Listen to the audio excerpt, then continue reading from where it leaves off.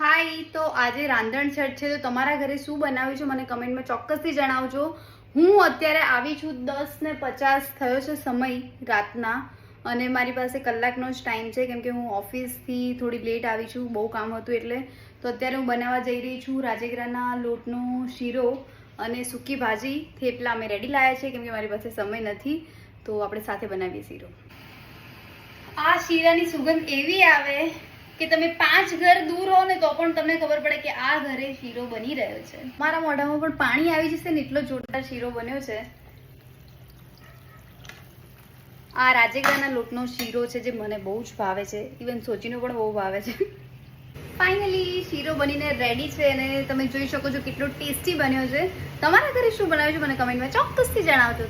ત્યાર પછી બનાવ્યું હતું આપણું ગુજરાતીઓનું ફેવરેટ ઓલ ટાઈમ બટેકાનું શાક, થેપલા, શીરો, બધું જ બહુ ટેસ્ટી અને યમી બન્યું હતું કેમ કે આ મેં છઠ્ઠના દિવસે વિડીયો શૂટ કર્યો હતો અને સાતમના દિવસે મેં એનું વોઇસ ઓવર કર્યું હતું. થોડીક રસોઈ કરીએ તો પણ ઘણી બધી સાફ સફાઈ કરવી પડે છે અને રાત્રે બહુ જ લેટ થઈ ગયું હતું એટલે મેં બધું સાફ સફાઈ કરીને પૂજા કરીને પછી હું સૂતી હતી. સો બધાને શીતળા સાતમની ખૂબ ખૂબ શુભેચ્છાઓ.